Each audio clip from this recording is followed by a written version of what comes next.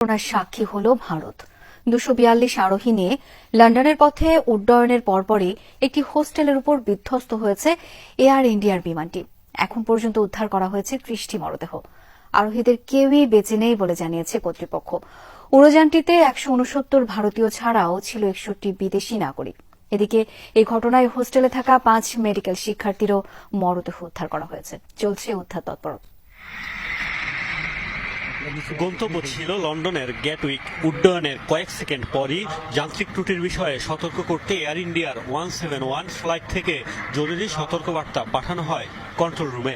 এর পরপরই হয়ে যায় যোগাযোগ বিচ্ছিন্ন। তারপর নিয়ন্ত্রণ হারিয়ে বিকট শব্দে আশ্রয় পড়ে বিমানটি বিস্ফোরিত হয় সাথে সাথেই। 242 আরোহী সহ আহমেদাবাদের সর্দার বল্লভভাই প্যাটেল বিমানবন্দর থেকে 1:39 মিনিটে উড্ডয়ন করে এয়ার ইন্ডিয়ার ফ্লাইটটি। এর মধ্যে 10 জন কেবিন ক্রু ও 2 জন পাইলট। যাত্রীদের মধ্যে 169 জনই ভারতীয়। বাকিদের মধ্যে 53 জন ব্রিটেনের, 7 জন পর্তুগালের ও 1 জন কানাডার নাগরিক। বিধ্বস্ত হওয়া বিমানটিতে ছিলেন গুজরাটের সাবেক মুখ্যমন্ত্রী বিজয় রূপানীও। আহমেদাবাদের মেঘানী নগরের একটি আবাসিক এলাকায় প্রায় 800 ফুট উপর থেকে মেডিকেল শিক্ষার্থীদের একটি হোস্টেলের উপর বিধ্বস্ত হয় বোয়িং 787 ড্রিমলাইনারটি। বিধ্বস্ত হওয়ার পরপরই চারদিকে ছড়িয়ে পড়ে ধোঁয়ার কুণ্ডলী। পুলিশ, ফায়ার সার্ভিস সহ উদ্ধার অভিযান চালাচ্ছে একাধিক এজেন্সি। প্রাথমিক তথ্য অনুযায়ী লন্ডনগামী এয়ার ইন্ডিয়ার ফ্লাইট বিধ্বস্ত হয়েছে। বিমানটি মেডিকেল শিক্ষার্থীদের একটি হোস্টেলের উপর বিধ্বস্ত হয়েছে। দুর্ঘটনার খবর পাওয়ার 2-3 মিনিটের মধ্যেই পুলিশ ও অন্যান্য এজেন্সি ঘটনাস্থলে পৌঁছেছে। আমি ঘরে ছিলাম, প্রচন্ড জোরে শব্দ শুনতে পাই। পরে বাইরে আসি কি হয়েছে জানার জন্য। আকাশে ধোঁয়া দেখতে পারি। এখানে এসে দেখি ধ্বংসস্তূপ ও মরদেহর চারপাশে ছড়িয়ে ছিটিয়ে আছে। একে একে মরদেহ উদ্ধার করে নেওয়া হচ্ছে হাসপাতালে। প্রিয়জনদের খোঁজে সেখানে ভিড় করছেন বিমানে থাকা যাত্রীদের স্বজনরা।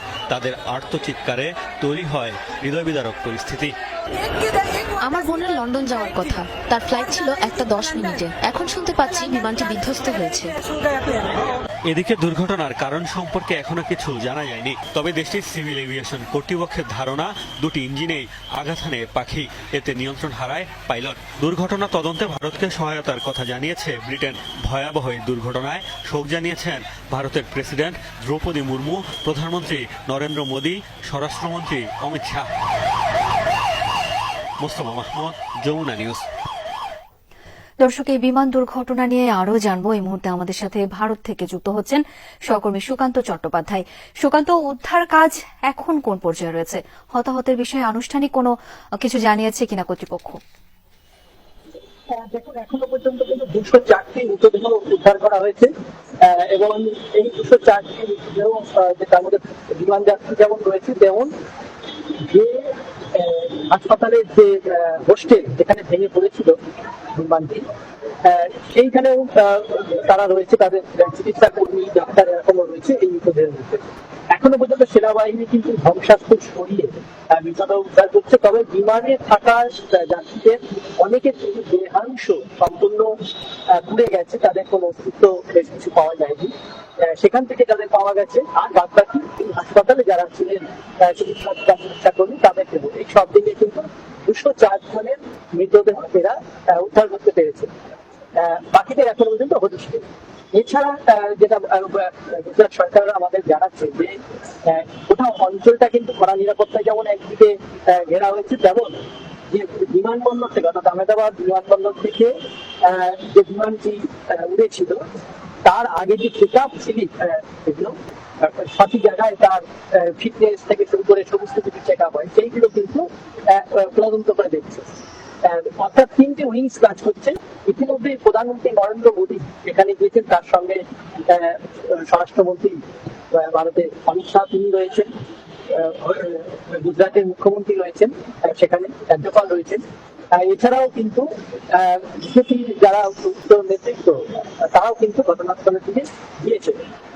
এই যারা এই বিমানে ছিলেন তাদের মধ্যে কিন্তু প্রাক্তন মুখ্যমন্ত্রী ছিলেন, আমরা বলি সাবেক মুখ্যমন্ত্রী, তিনিও মারা গেছেন। এই দুর্ঘটনা নিছক দুর্ঘটনা না কোনো এর পেছনে অন্তর্ঘাতের বিষয় রয়েছে, সেটা তদন্ত করে দেখতে। তবে বিমানের যে ব্ল্যাক বক্স, অর্থাৎ বিমানে কি ঘটেছে সর্বশেষ পরিস্থিতি, সেই ব্ল্যাক বক্সের মধ্যে রেকর্ড থাকে। সেটা উদ্ধারের কাজ চলছে। সেটা উদ্ধার করা গেলে নিশ্চিত হওয়া যাবে যে বিমান সম্পূর্ণভাবে ধ্বংস হওয়ার প্রাক মুহূর্ত পর্যন্ত বিমানের পরিস্থিতি, ভেতরকার পরিস্থিতি কি ছিল বা কি হয়েছে, সমস্ত মানুষের কথোপকথন, পাইলট থেকে শুরু করে কেবিন এবং যাত্রীদের কথোপকথন সেখানে রেকর্ড থাকার কথা। এছাড়া যে যখন ককপিটে যখন পাইলট ছিলেন তখন তার সঙ্গেও কিন্তু যে এয়ার ট্রাফিকের যে কথোপকথন হয়েছিল সেগুলো কিন্তু এই এয়ার ট্রাফিক কন্ট্রোলে কিন্তু রেকর্ড